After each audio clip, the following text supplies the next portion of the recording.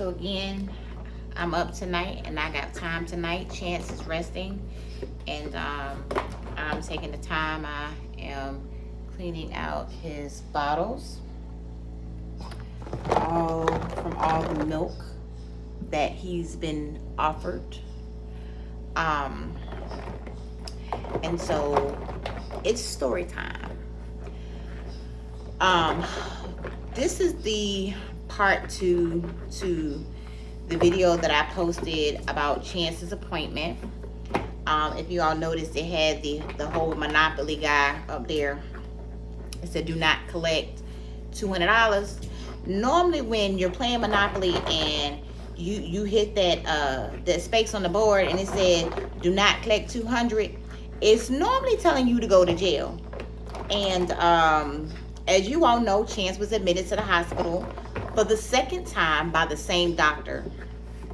And so the first time she admitted him, it was hard. I was in tears. I didn't quite understand. But she made it seem as though, it was a good thing for him to go in. Her doctors, or the doctors within their team, were going to be able to observe Chance. And, they were new to Chance because Chance was born in Inova. So all of his medical treatment, all of his x-rays, ultrasounds, surgeries, all of his care was done in Inova Fairfax Hospital. And they didn't have access to it because Inova and the military, they do not have the same database. They do not share information. The information that they would have gotten from Inova, I would have had to have given to them. And they wanted all the information on Chance in their system. So this gave them the opportunity to document Chance and look at anything that they wanted to look at concerning Chance, right? Okay. Being that I didn't quite understand what was happening at that time, because I was under the impression that, the doctor's visits for Chance had already been scheduled by Inova. And so I was under the impression that because I had asked TRICARE to keep all of his doctors for continuity of care, that they were going to allow him to keep his doctors, as we had spoke about. They did not tell me that it was a definite that I would be able to keep those doctors. It was just notated that was what I wanted, that I wanted him to stay with Inova. However, during this appointment, when Chance gets admitted to the hospital for failure to thrive because he had lost some weight from the time of discharge, I was then informed that the referrals that were put in the system were routed back to Fort Belvoir because they were able to offer the services to me, and I did not need to go to a civilian doctor because they offered this particular service within their facility. The referrals that I had, pulmonologists, mind you, Chance already had a pulmonologist. He'd already seen a pulmonologist. He didn't need to see a new pulmonologist, right? Everything was already set up and squared away for Chance when we left Inova. Social workers set up all the appointments. I felt really confident in knowing that everything was done for me, and all I had to do was go to the appointments. Everything was seamless. When I get to this appointment at Fort Belvoir, because I didn't necessarily know who to pick for his PCM, I didn't get the opportunity to really shop around for a PCM for Chance. And now that I'm really thinking about what happened, I don't even necessarily know that I necessarily would have had an option. I don't know how you research military pediatricians besides talking to a group of military families to get their opinion on it. But I'm new to the area. I hadn't really found a good networking group in the area that I could ask those particular questions to. There are a couple of forums on Facebook that I could have asked, a couple of private pages, but I didn't get the opportunity to do that. As you all know, Chance is a microfreeman. He came in 24 weeks and 5 days. So all of the planning that you normally get with a baby, I didn't get that time. So when it came down for him to be discharged, because obviously he's in the NICU, he wasn't thriving. We didn't know if he was going to make it. My focus was definitely not on finding a pediatrician for a baby that I didn't even know was going to survive or not. So I didn't do any of that. So now it's time for me to get discharged. We got to find a pediatrician. I don't have one. And so one of the doctors that was at Inova is actually a military doctor. He actually works on Fort Belvoir 45. I need to record. Gotta record his how much milk he takes in every 3 hours. So before I clean this last bottle, give me a second. I'm gonna write down how much milk he took at his last feed. But anyway, he referred us to Fort Belvoir because he said that let's put it down as 9. He said that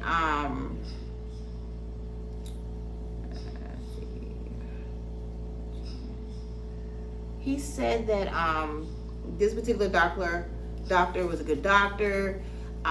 He could get us into the pediatric clinic because we were having some issues getting him a pediatrician, period. In order to get discharged, he had to have a pediatrician because he had to be seen by the pediatrician the following day or within the next 2 days. So that was very important that he have that pediatrician on file with Inova, and that appointment be scheduled for him to be seen, right? Because he is a medically complex child. So that is the procedure to getting him home and what happens after he is released, right? So we agreed to go to Fort Belvoir. Quantico is actually a little closer to us. However, we couldn't go to Quantico because they don't have a pediatric facility there. So it was best to go to Fort Belvoir anyway, even though Fort Belvoir isn't that close, but close enough. So we agreed to go to Fort Belvoir because, again, I didn't have the opportunity to check for nobody else. So I just thought, that's what I had to do. That's just what I did. And plus, the doctor that was helping us from Fort Belvoir that was at Inova said that, that's the doctor that he referred us to. He had already talked to her. She would be able to pull us in as a patient. And unfortunately, that didn't go through as planned.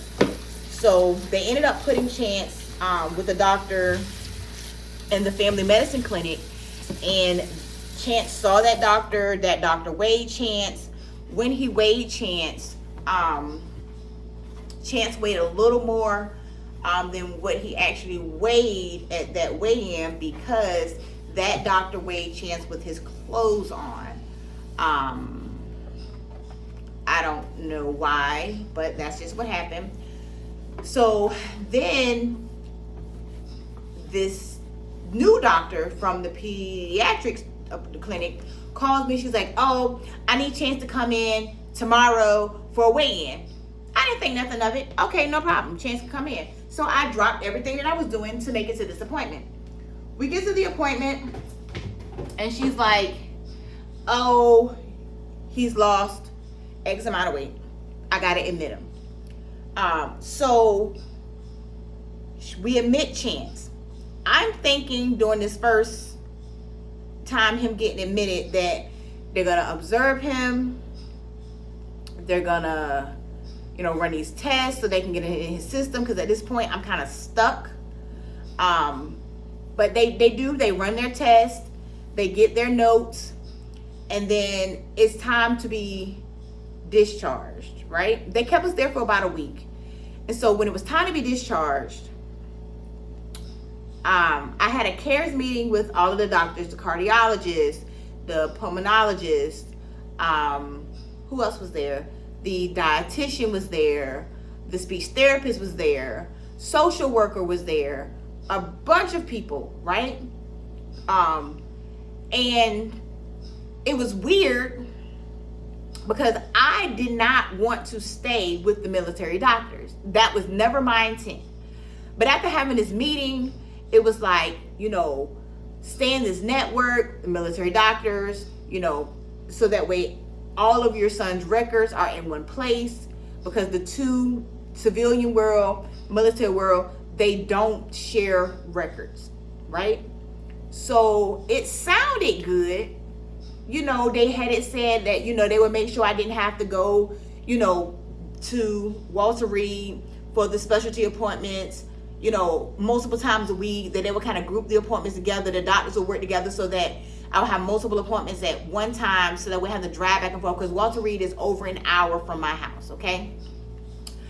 And so I'm like, okay, we can make this work. We can make this work.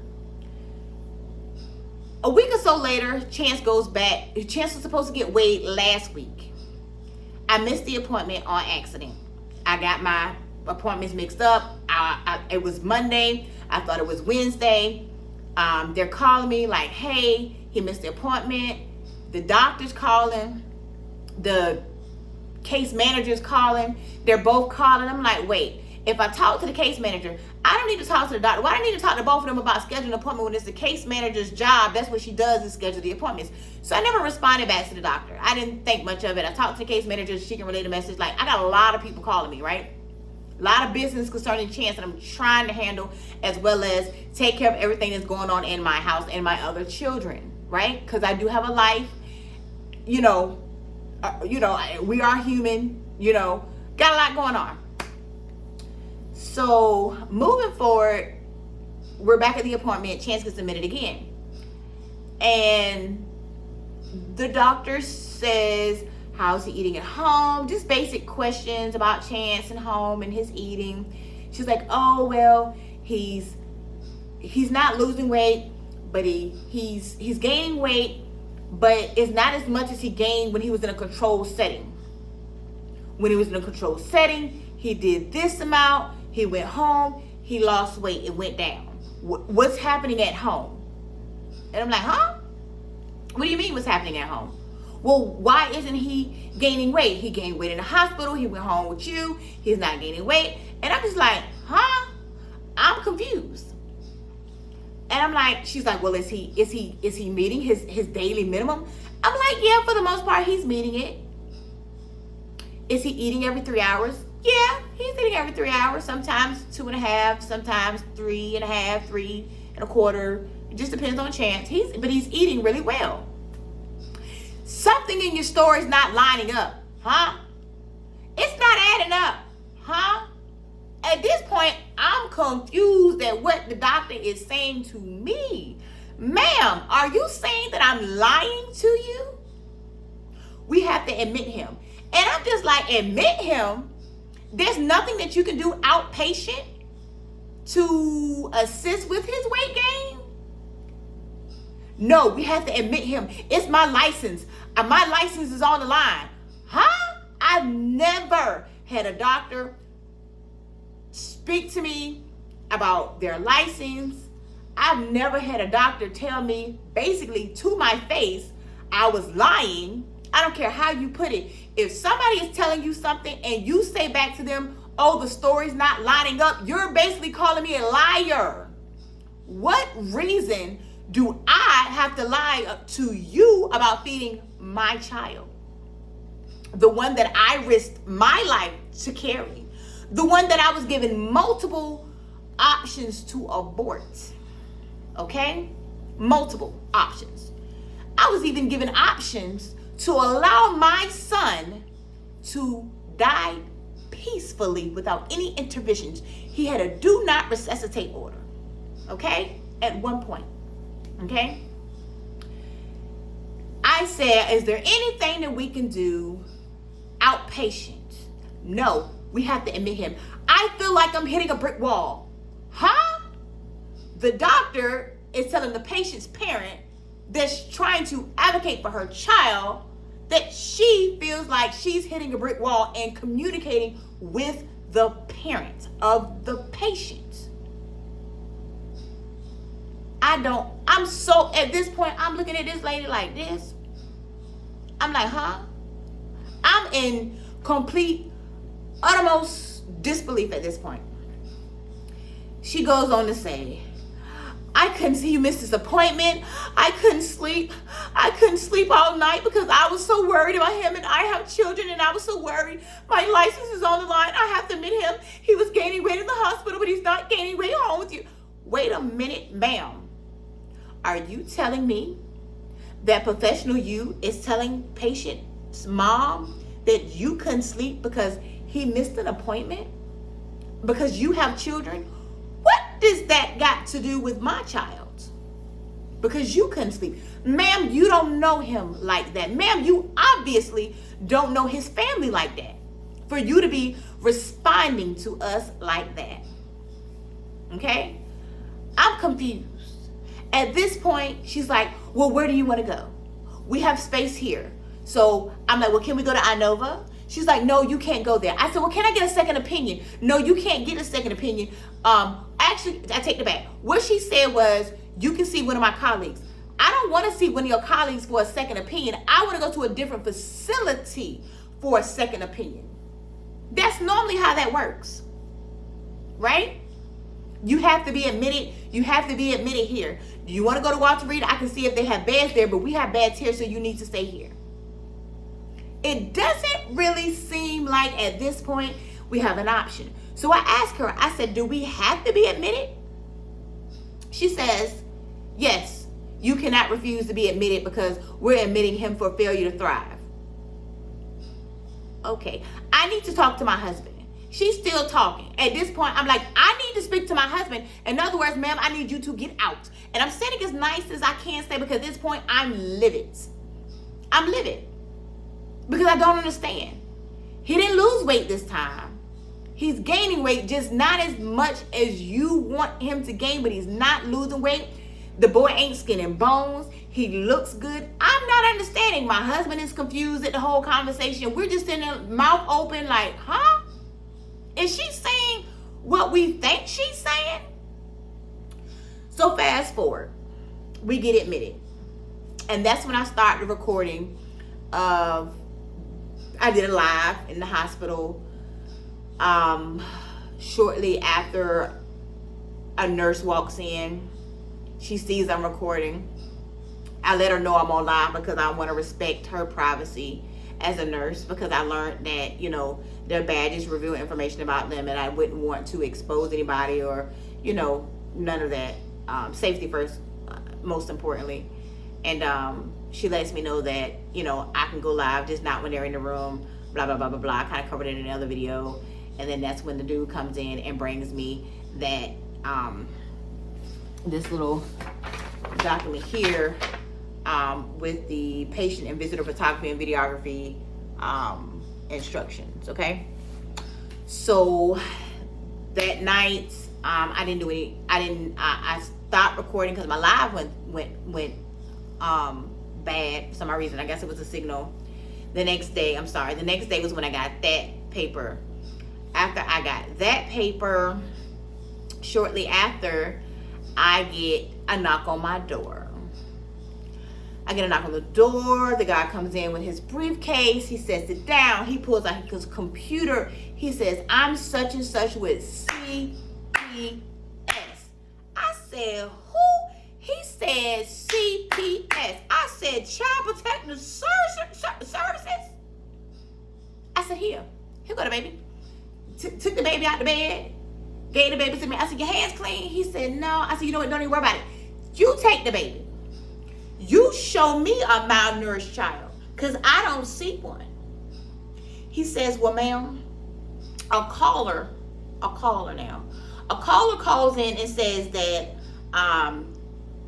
you missed a doctor's appointment. You've got X amount of kids. You know, the baby was in the hospital. He was gaining weight. He went home. He started losing weight. So they got you for physical neglect and medical neglect. Did you tell the doctors that the baby didn't need the oxygen? Yes, I did. Because as his parent, it is my job to advocate for my child. And after seeing, from my understanding of weaning a child on oxygen, my observation from his x-rays and, you know, echocardiogram, his scope, from what I know from his specialist,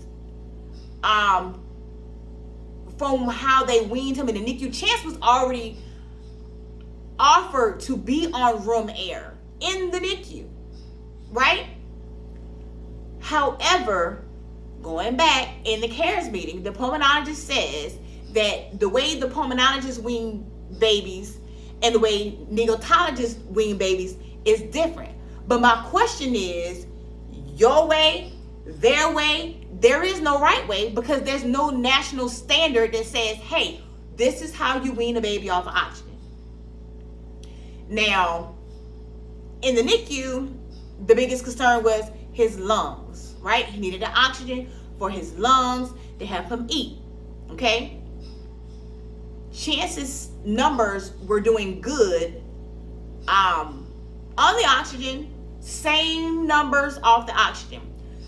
Moving forward. So I didn't see anything wrong with Chance being off the oxygen, because that was an option that was offered to him in the NICU. So what's the difference between him being offered room air in the NICU and then him being offered room air outside of the NICU? Okay? So yes, I did tell the doctors, I stand by that. No, I don't think Chance needs the oxygen. However, I have never, ever said I was not going to use the oxygen. I never said that. I've never posted, matter of fact, I go live every night on Facebook at 8:30 p.m. Eastern Standard Time.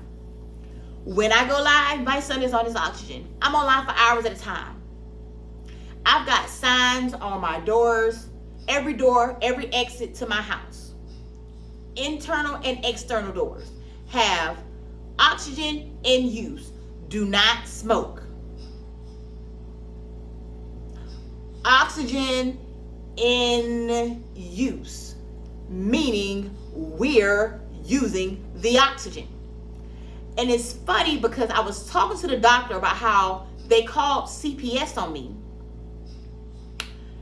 And the company that we get the oxygen from called because they were at my door delivering oxygen tanks because we had used all of the oxygen. So how do you call CPS on me and say that I'm not following medical advice? You had no proof to do that because we use the oxygen. Okay? We use it. We followed every medical advice, every medical order that has been given to our family. We have followed it. We have fed the child how they said to feed the child. We have given the child what they said to feed the child, when they said it, how they said it, what they said, do it. We've done it. I don't know why he lost weight once he got home. He lost it. He picked it up slowly, but he did it. Obviously, being in a hospital, in a controlled setting, as the doctor like to call it, is a little different than being at home. At home, it's other children here. My husband's going to work. I am homeschooling. You know, we're running back and forth to doctor's appointments. It's a lot that's going on. However, Chance is still eating. Okay? We feed him when he cues, which is every 3 hours, every 3 1/4, every 2 1/2. It depends on Chance. However, by the discharge papers, it says do not allow him to wait 4 hours. We don't do that. We give him the 30 minutes allotted. Oh, this is another thing the doctor said to me. Well, if he's taking his intake in and he's still taking 30 minutes to eat, then something's not right. Well, ma'am, I didn't say he took 30 minutes. I said he has an allotted 30 minutes. 30 minutes for his feeds. And if he takes 30 minutes, then I give him 30 minutes because that's what I was told I could do. Now it's a problem. And I'm lying, apparently, about feeding my kid. There were ways to go about handling that situation. First of all, she called CPS on us without Chance having a follow-up with his speech therapist, who is responsible for making sure that he's eating properly, making sure that he's sucking and swallowing and breathing like he's supposed to, making sure that the milk is going in the proper direction, making sure that the milk is going to his stomach. We had an appointment today with a speech therapist, and the first thing she said was, he's gulping, he's raising his eyebrows, his nostrils just flaring. I don't like it. Let's do a swallow test on him. Okay? There are other reasons for Chance losing weight besides his parents not feeding him. It was wrong to suggest that without digging deeper into the situation. Well, I've already reported that he gained weight in a controlled setting and then he went home and lost weight. So what? What could you have done besides call CPS on us?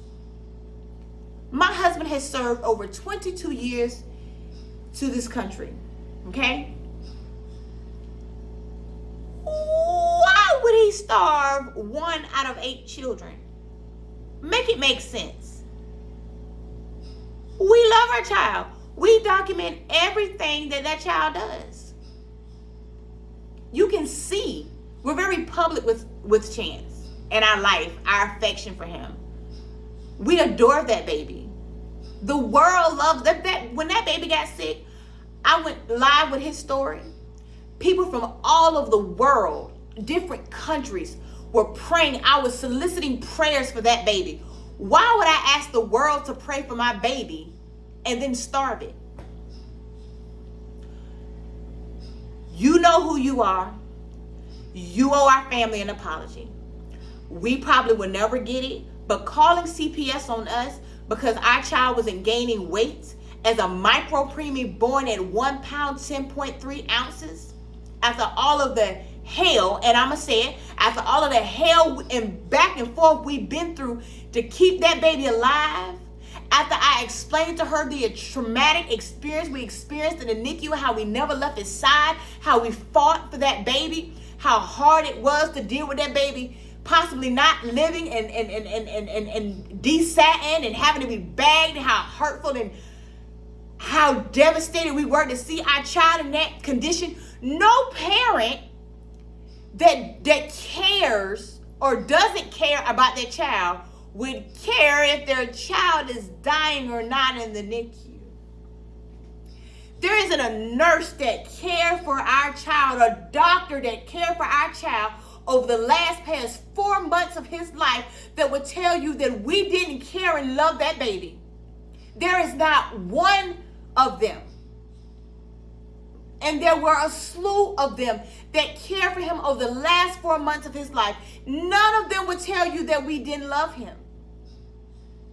So for somebody to just meet us and meet our son for the first time, to do something like that to us, it is hurtful. We feel profiled. What we went through, no family should ever have to experience. We're new micro-preemie parents outside of the NICU. This is all new to us. We're learning. We're figuring it out day by day. We haven't even had the opportunity to get into the new norm, what that looks like, because we're constantly being thrown back in the hospital. How can we learn our new normal if we're constantly being judged and thrown in the hospital? And CPS called. When the CPS worker saw the baby, he didn't see anything wrong with Chance. When he came to our home, because he asked for permission, sure, go right ahead, go right on over. He came to our home. Of course, nothing wrong. He saw the oxygen posters all around, child safety features all around, child-proofed, clean, kids look good, dress well, healthy. he says to me, you're not my client. You know why? Because we're not child abusers. We're not child neglectors of none of that. Our children are very privileged, spoiled, loved, adored, adorned.